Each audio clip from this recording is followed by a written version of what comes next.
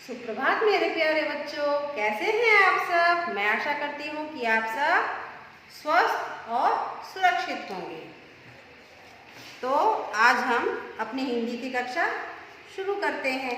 कल हमने क्या किया था, हमसे सब कहते कविता के प्रश्न उत्तर किए थे और क्या किया था, इसका शीर्षक दिया था, नया शीर्षक, और करो मत करो की तालिका बनाई थी कि घर और विद्यालय में हमें कौन से काम करने के लिए कहा जाता है और कौन से काम करने के लिए मना किया जाता है। तो हमने कल क्या दो टेबल बनाए थे, करो मत करो, और क्या किया था हमने ये पता किया था कि सबसे ज़्यादा ताकतवर कौन है, सूरज, चांद, बादल या हवा।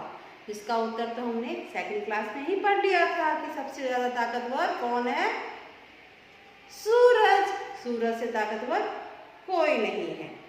अब आगे वाला काम शुरू करते हैं हम। सबसे पेज नंबर 49 पे है तुम्हारी बात। इसमें हमें हमारे बारे में लिखना है, तुम्हारी बात। पहले क्या पूछ रहा है राइटर कि अम्मा, पापा, भैया, दीदी सभी बड़ों का बच्चों पर बस चलता है। सब पे बस चलता है ना बड़ों का। अब आप बताओ कि तुम्हारा किस किस पर बस चलता है। तुम्हारा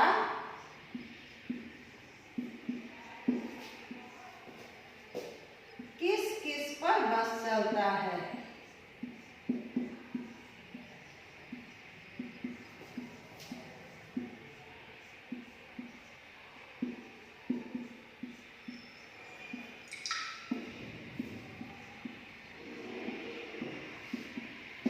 अरे भैया, हमारा तो किसी पे बस नहीं चलता, क्योंकि हम तो छोटे बच्चे हैं।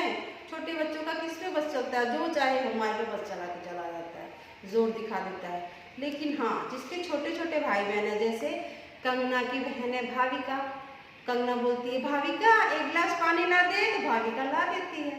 तो किस पे बस चलेगा हमारा, हमारे छोटे भाई बहनों पर किस पे बस चलेगा, हमारे छोटे, खुद लिखना है आपको, हमारा छोटे भाई बहनों पर बस चलता है। और कभी कभी अपने खिलौने पे भी हक होता है। वैसे तो हमारे छोटे भाई बहन रहने नहीं देते हैं, ना बड़े रहने देते हैं ना छोटे, हमारे किसी पे बस नहीं चलता।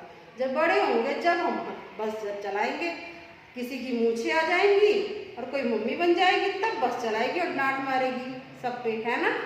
और नेक्स्ट क्वेश्चन क्या है, तुम्हारे घर में तुम्हें कौन कौन टोकता है। तो सबके घर में अलग अलग टोकने वाले, किसी के तो मम्मी पापा टोकते हैं, किसी के घर में मम्मी पापा के साथ दादा दादी भी होते हैं, और कहीं कहीं पे मम्मी पापा, दादा दादी और भैया दीदी भी होते हैं। तो जिसके घर में जो जो टोकने वाले हैं उसका नाम यहाँ पे लिखना है कि तुम्हारे घर में तुम्हें कौन कौन टोकता है, कौन टोकता है। तो आप लिखोगे, सबके उत्तर अलग हो सकते हैं। जिसके घर में दादा दादी रहते हैं वो दादा दादी भी टोकते होंगे, जैसे लक्ष्य के दादा दादी पक्का टोकते होंगे, लक्ष्य ऐसे मत करो, लक्ष्य पढ़ने के लिए बैठो, दीक्षिता को परेशान मत करो, इस तरह के काम। किन किन बातों पर तुम्हें अक्सर टोका जाता है। अच्छा, टोकने वाले ऐसे थोड़ा टोकते हैं सारे दिन, गलत बातों पे तो नहीं टोकते। जब हम गलती करते हैं, कुछ गलत करते हैं, तभी हमें टोका जाता है। जैसे हम बहुत देर तक टीवी देखते रह जाते हैं, तो किन किन बातों पे टोकती है मम्मी पापा दादा दादी, बहुत देर तक टीवी देखने पे, बहुत देर तक मोबाइल देखने पे, देर तक सोने पे, समय से खाना ना खाने पे, नहाने के लिए मना करने पे, ज़्यादा शोर मचाने पे, और छोटे भाई बहनों से लड़ने पे। तो यहाँ पे आपको कब कब टोकते हैं उसका उत्तर लिखना है। और थर्ड, टोकता वाला हो गया, और कब कब टोकते हैं यहाँ तो लिखोगे कौन कौन टोकता है, और यहाँ पर कब कब टोकते हैं। तो इसका उत्तर क्या होगा, वो आप अपने हिसाब से लिखोगे कि आपको कब कब टोका जाता है, ठीक है। और कौन कौन टोकता है इसका भी उत्तर आप अपने हिसाब से लिखोगे। नेक्स्ट जो है पेज नंबर 50 पे शालू की सूची है, शालू की सूची। इसमें शालू ने बहुत सारे नाम लिख दिए हैं, जिसमें से कुछ तो जानवर और पक्षियों के नाम है,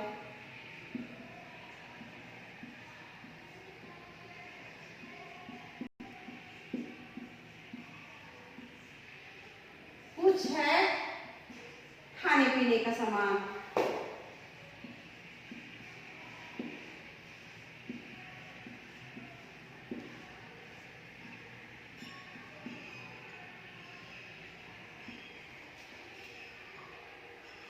और कुछ है खेलने का सामान, खेल के नाम या खेलने का सामान। ठीक है, आपको क्या करना है, इस सूची में से ढूंढ ढूंढ के, यहाँ पे साइड में आपको व्यंजन भी दे रखे हैं, जैसे ब है, फिर म है, तो आपको सूची में ढूंढना है कि कौन सा अक्षर ब से स्टार्ट होता है, कौन सा शब्द ब से स्टार्ट होते हैं, और वो क्या जानवर का नाम है, एक पक्षी का नाम है, और खाने पीने का सामान है, या खेलने का नाम है। जैसे ब से जानवर और पक्षी के नाम में आप लिखोगे बकरी, और खाने पीने के सामान में लिखोगे बेर, और खेल का नाम बल्ला।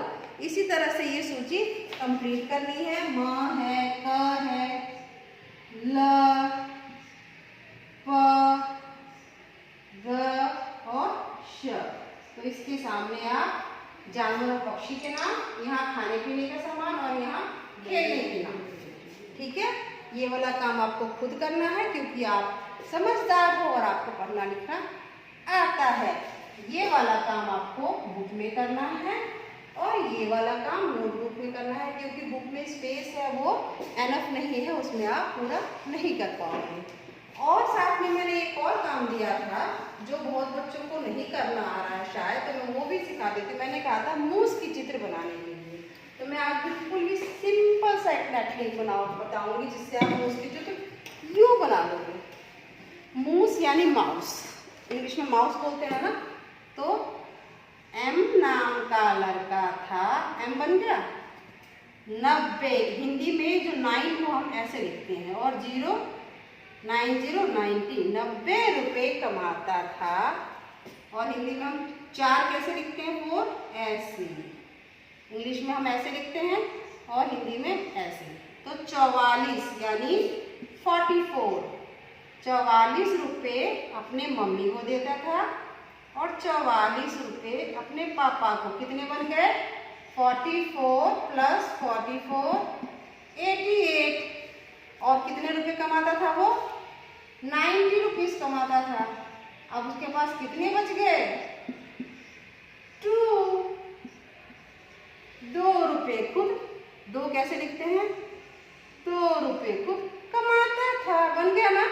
एम नाम का लड़का था, 90 रुपये कमाता था, 44 अपने मम्मी को, 44 अपने पापा को, और बेचारे के पास कितना बचा, 2 रुपये। 2 रुपये खुद कमाता था, बन गया आपका माउस। ऐसे माउस बना के आज मुझे पिक सेंड करनी है।